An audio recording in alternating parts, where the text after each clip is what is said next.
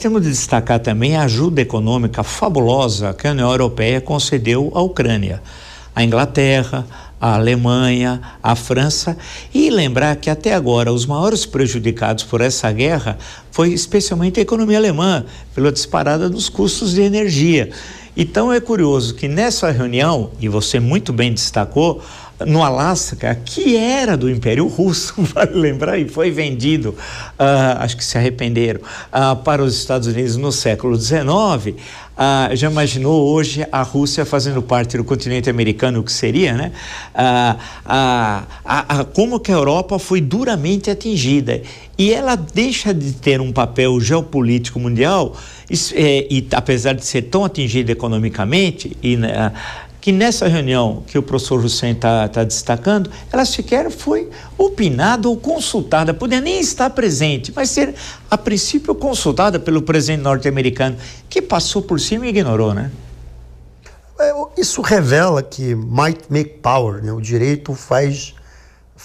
O poder faz a lei, né? E esse é o princípio nas relações internacionais. O poder faz a lei. O fato é que o Zelensky, ele não tem como conter a Rússia sem o apoio americano. E só com o apoio europeu não é suficiente para fazer par à Rússia. Portanto, é uma questão matemática, objetiva.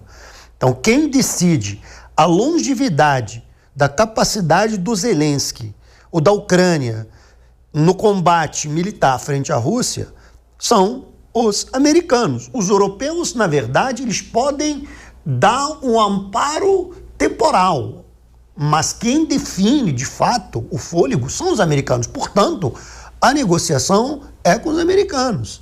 Agora, e aí entra um pouco, talvez, do estilo da diplomacia presidencial do Trump, né? De que, olha, eu não vou sentar com você para ver o que eu vou tratar. Como essa guerra é russo-americana, então nós vamos definir as balizas da negociação e não vamos te comunicar. Daí você decide aqui se aceita ou não aceita, tá? E se você não aceitar, você vai perder mais ainda. Esse era um recado muito objetivo, né? E você vai ficar sozinho. Então, o Zelensky, na verdade, ele não tem opção. Claro, quando o Trump chama os europeus, o que ele coloca? Olha, a situação está definida. Vocês têm o direito de fazer suas demandas. Quais são as demandas? A demanda é muito simples. Quais são as garantias securitárias que o Putin dá para não tomar mais parte da Ucrânia ou para não invadir outro país europeu? Aí o Putin vai lá, vai dar as garantias. Eles, se quiserem acreditar, eles acreditam. Se não quiserem acreditar, não acreditam. O problema é deles. A questão toda está definida. Claro que ele vai dar as garantias. Os americanos vão, digamos, chancelar essas garantias. Tá entendendo? E, objetivamente, nós estamos falando de realpolitik na veia, né? Ele vai chancelar essas garantias, né? Vai se ampliar o orçamento da OTAN, para garantir, digamos, apoio aos países europeus, e é isso que vai acontecer. Em suma, na verdade, os ucranianos serão a maior vítima de toda essa guerra. Vão perder 1/3 do território e, basicamente, a questão toda é como é que o Zelensky será visto daqui a alguns anos, como herói ou como vilão. Eu sei que o professor Marcos está louco para falar, porque eu conheço, mas eu queria colocar a professora Priscila antes uma questão. Eu sei, mas buscando lembrar um filósofo húngaro, aqui o Lukács, buscando uma visão de totalidade. Eu queria sair um pouquinho dessa questão que é fundamental. A Ucrânia, na verdade, colocada, se eu estiver enganado, me corrija, professor, mas essa nova política externa americana adotada a partir de janeiro desse ano. Há uma mudança em relação, à minha leitura ao menos, da política externa americana adotada nesse século XXI. Exemplo, aí eu vou pegar um gancho com a professora Priscila. A professora Priscila fez referência ao Brasil, que devia buscar outros tipos de parcerias. Em certo momento ela disse. Então vamos olhar a América Latina. Os Estados Unidos ignorou a América Latina desde a queda do Muro de Berlim. Desde o 9 de novembro de 1989, a América Latina era nada para os Estados Unidos, quase nada, pouco importante. O que interessava era a Europa Oriental, como ia ficar. Essa que era a grande questão, na minha leitura. Aí, nesse atual governo, essa administração Trump deixou bem claro que o Big Stick voltou. Ou seja, o grande porrete, a repressão em relação à América Latina, sem tirar nem pôr. Fez isso em relação ao Panamá, em relação ao Canal do Panamá especificamente, isso ficou muito claro. Ameaçou a Colômbia, né?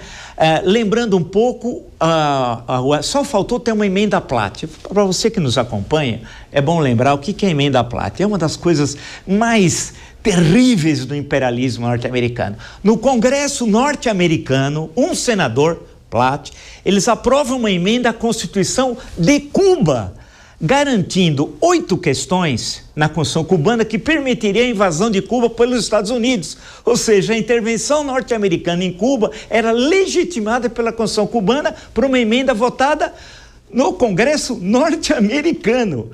Por quê? Houve a Guerra Hispano-Americana, a Espanha perdeu, os Estados Unidos ocupou Porto Rico, que é uma colônia até hoje ninguém fala nada, ocupou Cuba, Filipinas e Ilhas de Guam.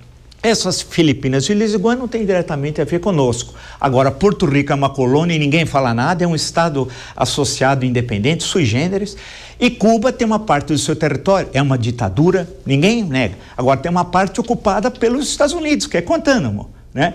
E depois de ter ameaçado Panamá, Colômbia, em relações, agora a Venezuela, que é uma ditadura. Alguém discorda?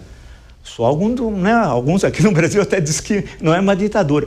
Mandando uma frota significativa. E aquele avião, eu estava conversando com um observador militar pouco antes de vir para cá. Um avião chamado Poseidon, só tem um na Força Aérea Americana. Ele estava lá bombardeando o Irã. Ele veio agora visitar a Venezuela, ameaçando a Venezuela. Só que aí tem um problema, professor, e aí eu queria passar à senhora. A Venezuela faz fronteira com o Brasil. O Panamá não faz fronteira com o Brasil, a Colômbia faz, como sabemos, mas a Venezuela tem uma questão muito mais sensível. É um território enorme, complexo. Ninguém imaginaria em sã consciência que teria uma intervenção direta, acho eu, norte-americana na Venezuela pela configuração do território, extensão, isso que isso poderia significar. Eu digo então à senhora, como é que fica essa questão do Brasil? Nós temos relações de garantia pela nossa Constituição da defesa da autonomia, da autodeterminação dos povos. Como é que fica essa relação dos Estados Unidos no governo Trump com a América Latina? Bom, a pergunta em relação ao governo Trump sempre vem cheia de camadas, especialmente quando se dá esse relacionamento com a Venezuela. Então, o que a gente precisa entender, de fato, é que existe uma dicotomia aí. Basicamente, como você mesmo destacou, é quase que uma política de big stick, mas sem falar manso, né? Porque a gente sabe que o Trump não poupa palavras, justamente para fazer críticas e principalmente ameaçar os seus rivais momentâneos, que a gente sabe que cada semana muda efetivamente essa rivalidade. É tão absurda a política externa do Trump que, para a gente ter uma ideia, ele mostra uma foto dele com o Putin, efetivamente, para o presidente da FIFA, numa reunião com o presidente da FIFA, mas, em contrapartida, hoje, ele retroalimenta 50% de tarifas para a Índia, porque a Índia continua comprando gás russo. Então, existe uma dicotomia, assim, extrema. Passando para a questão da Venezuela, existe também uma dicotomia.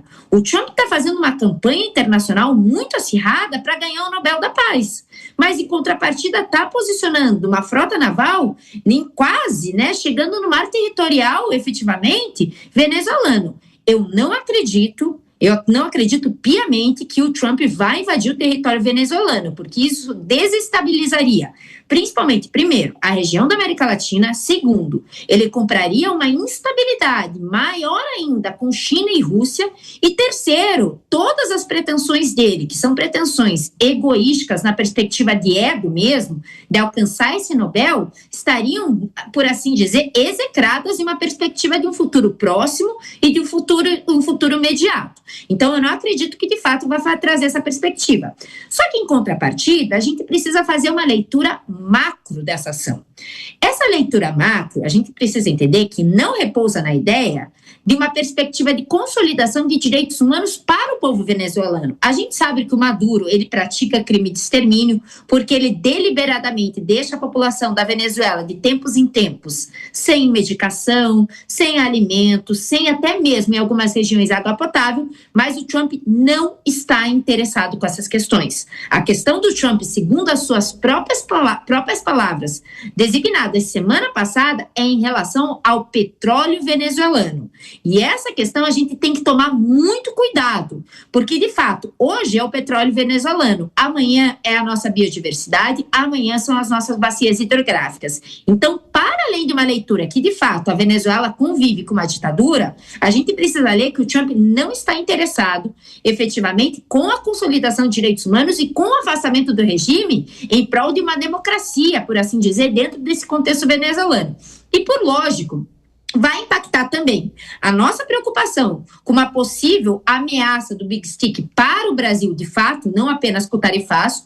E o segundo ponto também versa sobre a questão da crise migratória entre Venezuela e Brasil. A gente sabe que migrar é um direito humano, mas, de fato, como, a gente já destacou aqui também nesse programa, a gente precisa ter uma noção dos impactos dessa migração e políticas públicas, primeiro, de acolhimento, de sistema de saúde, sistema educacional e também de consolidação de direitos humanos. Então, é lógico que para o Brasil, algumas camadas vão impactar essa ação do Trump, principalmente em relação à crise migratória e o que eu vejo também uma ameaça em um futuro imediato para o Brasil, porque a gente precisa pensar que nós estamos em uma relação, em uma região que possui, primeiro, terras raras, junto com China, junto efetivamente com a Austrália. As nossas terras raras são expressivamente ocupadas dentro do território nacional.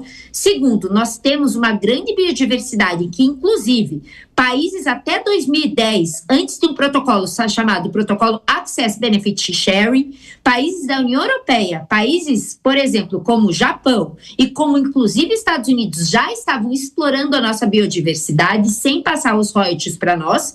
E o terceiro ponto, que também existe o acesso à água potável no Brasil. Então, essa perspectiva da gente achar que o Trump está incomodado com o governo do Maduro por ser uma ditadura, por violar direitos humanos, é uma perspectiva totalmente errada no direito internacional e nas relações internacionais, e a gente tem que sim se preocupar qual é o real interesse do Trump ante o território venezuelano no primeiro momento, porque no segundo momento vai impactar o Brasil, e segundo também a gente tem que se preocupar ante a nossa soberania interna com construção de políticas públicas em relação a essa crise migratória, porque se de fato essa situação na Venezuela escalar, a gente vai ter uma preocupação em relação aos migrantes venezuelanos que vêm para o Brasil, relembrando que migrar é um direito humano, mas a gente precisa fazer políticas públicas de acolhimento e principalmente para não sobrecarregar os nossos sistemas que compõem, por assim dizer, esse acesso universal desde 2017 também para os migrantes.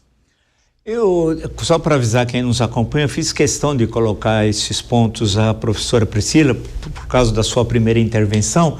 E porque esse programa, o Visão CRI, tem esse objetivo de buscar, eu todo dia falo a mesma coisa, qualificar a reflexão, sair do senso comum, da filosofia das massas, como chamavam um tal de Antônio Gramsci, que não é lido no Brasil. Tem gente que fala assim, quando Gramsci nunca leu. Uma vez eu perguntei, mas quem é esse Antônio Gramsci? Só de sacanagem, sabe?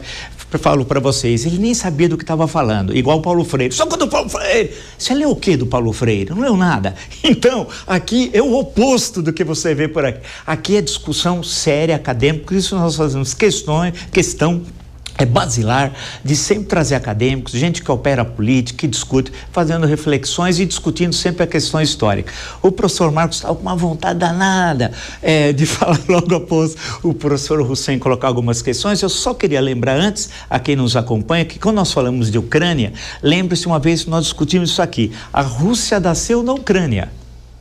Lembrar a língua russa, a cultura russa. Depois vai vir o Principado de Moscou, etc, etc. Não vou contar toda a história aqui. E lembrar que nós temos grandes escritores da literatura russa que recentemente no Brasil as pessoas chamavam de literatura ucraniana. O Gogol, não dá. Almas Mortas, ele nunca se considerou ucraniano, mas russo. O Trotsky virou ucraniano, porque Trotsky nunca se considerou ucraniano, mas russo. Babel, Isaac Babel, da Cavaleira Vermelha, etc. Podia citar outros livros. Também nasceu no território ucraniano, mas sempre se considerou russo. Então é necessário a gente ver como esse debate ideológico recente até chegou no campo da história da literatura.